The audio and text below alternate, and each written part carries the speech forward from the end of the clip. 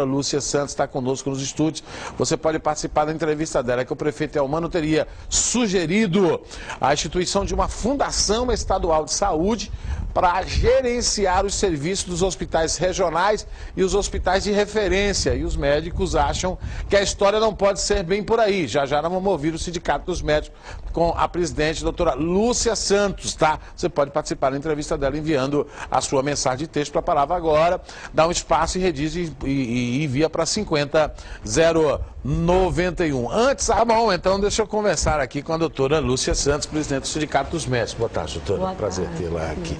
O prefeito de Teresina, e esteve me explicando a assessoria dele, secretário de comunicação, seria a instituição de uma fundação do Estado, que iria fazer a gestão dos hospitais regionais, ia captar recursos para fazer a gestão dos hospitais regionais e os hospitais de referência, deixando livre aí os hospitais municipais. Qual é a visão dos médicos hoje, da classe, com essa opinião do prefeito, essa sugestão, que ele disse que já ouviu isso, inclusive, do ministro Temporão. Boa tarde, doutor. Boa tarde. Olha, Silas, a gente entende que os problemas públicos, eles têm que ser resolvidos pelos seus governantes. Eu passei o dia vendo, hoje, inclusive aqui no canal, no Meio Norte, o problema, e já ouvi a população reclamando sobre a limpeza pública, que a SDU não estariam funcionando na coleta de lixo. Bom, o que é público tem que ser resolvido pelos governantes, né? E a saúde pública não é diferente. Você não pode entregar o dinheiro público, que é público, para um ente privado administrar. De longe resolveria o problema. Claro. Né? A exemplo disso, nós temos, por exemplo, as fundações. Primeiro que a gente não teria um controle desse dinheiro do que é gasto, dinheiro público que é gasto pelas essas fundações.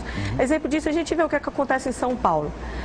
As fundações, elas fazem uma triagem dos pacientes que elas atendem, é o que acontece. Então, elas ficam com os casos menos graves, mais simples, e dispensam os casos mais graves que eu queria despender, que eu iria gastar mais dinheiro.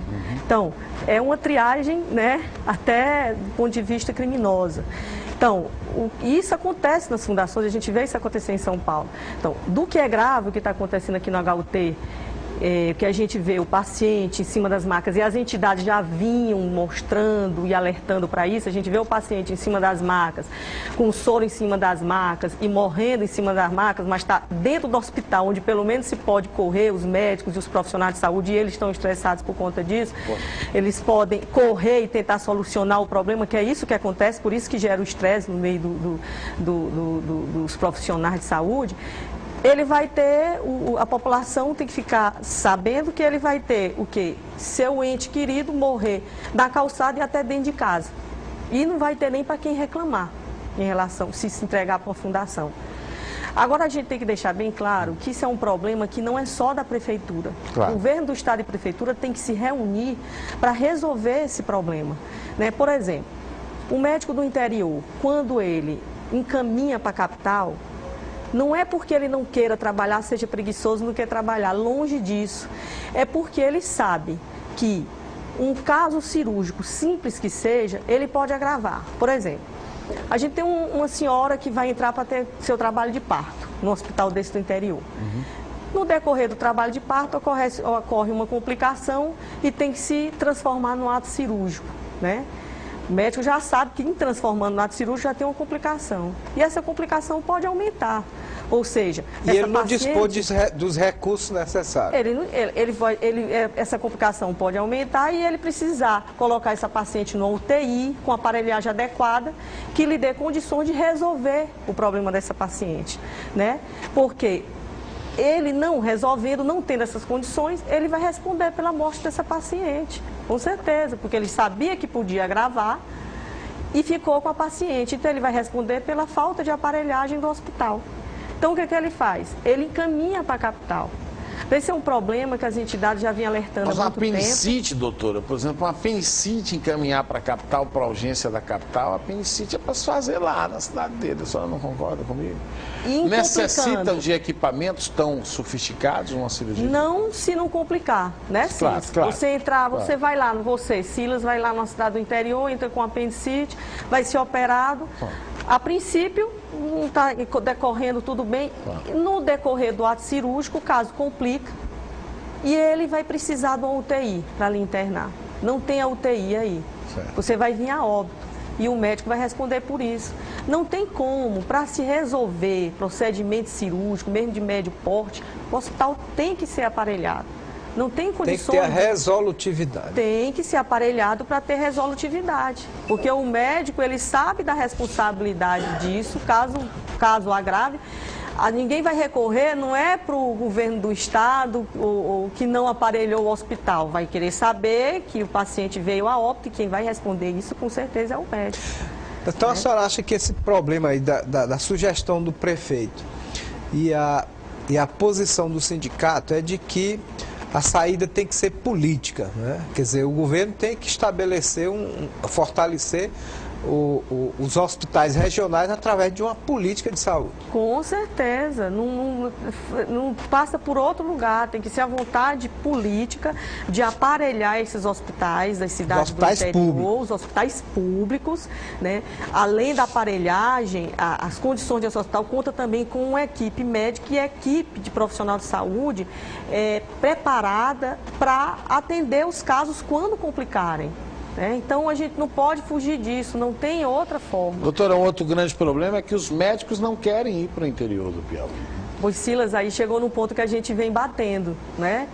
A gente tem que ter concursos públicos com carreiras médicas adequadas, onde o médico não dependa do prefeito do interior para ele ficar trabalhando e quando o prefeito não quiser mais, ele dispensar aquele médico. Então tem que ser carreira médica com vencimentos adequados. E quando eu falo vencimento adequado, não é nada exorbitante, não.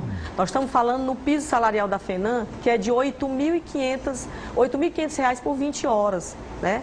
Que esse piso salarial da FENAM, ela é baseado num estudo que é feito pela Fundação Getúlio Vargas.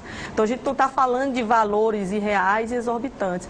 Então, com carreira médica estabelecida, através de concurso público, salários dignos, a gente vai ter o profissional médico na cidade do interior, independente de vontade política. Nós vamos tê-los lá no interior. Equipando os hospitais e com equipes médicas e de profissionais de saúde também, a gente vai ter condições de ter resolutividade. E tendo resolutividade nesse hospital do interior, as pessoas não precisam vir para a capital e deixar aquela grande demanda como tem no HUT. Só dessa forma... O piso aí seria em torno de 16 salários mínimos, não é isso? R$ 8.500 por 20 horas. Né? Mais ou menos, o salário mínimo do médico. 16, 17 salários mínimos. Isso. Ok, foi um estudo feito pela Fundação Getúlio Vargas, onde ele leva em conta o custo de vida, a qualidade de vida do médico, um vencimento, um valor que ele pudesse ter para ter uma qualidade de vida e se qualificar, que a gente sabe que o médico ele tem que estar constantemente se atualizando. Então, a classe poderá se posicionar contra uma fundação como essa?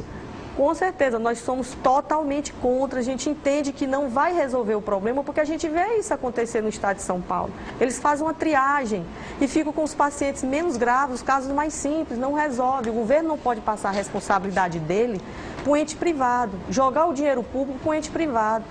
Saúde é responsabilidade do governo. Ou seja, os casos de alta complexidade, eles são mais caros, né? Os casos de alta complexidade, aí sim, poderiam vir para o Hospital Getúlio Vargas, que é um hospital de especialidades, para resolver os casos de alta complexidade. Mas de baixa e média complexidade, os hospitais do interior têm que estar aptos para resolver, porque em complicando, não há tempo hábil para se transferir o paciente para a capital. E aí, onde ocorre o risco de vida do paciente, e o médico sabe disso e não joga com a vida do paciente. Ele não aposta com a vida do paciente porque a gente estudou e se preparou, foi para salvar vidas e não apostar a vida do ser humano. Pô, não. Agora, vamos ao povo, doutora. Agora eu só queria, Cília, uma perguntinha só antes de começar aí, é com relação à posição do sindicato, com relação a esse trabalho que a categoria faz lá no HUT, essa pressão que existe em cima dos profissionais do HUT para esse atendimento fora do comum. O HUT, ele é um local, uma bomba perto de explodir, né? Porque com uma demanda enorme de pacientes graves, né? A demanda acima do que ele poderia suportar, os profissionais, tanto médicos como os não médicos, assoberbados e estressados por conta daquele acúmulo de trabalho. Então, fica mais difícil ainda quando a gente toca HUT versus salários que são pagos atualmente para os profissionais que trabalham lá, aí é que fica mais complicado, porque um hospital, um local onde tem essa série de problemas, onde os profissionais enfrentam essa série de problemas, aí é que fica muito mais difícil se administrar isso com salários baixos que estão aquém do que deveria ser.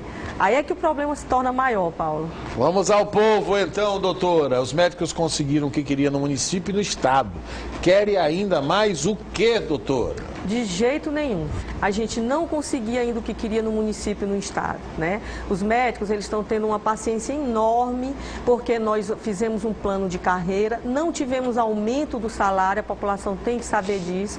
O que ocorreu foi que a produtividade foi para dentro do vencimento. Por quê?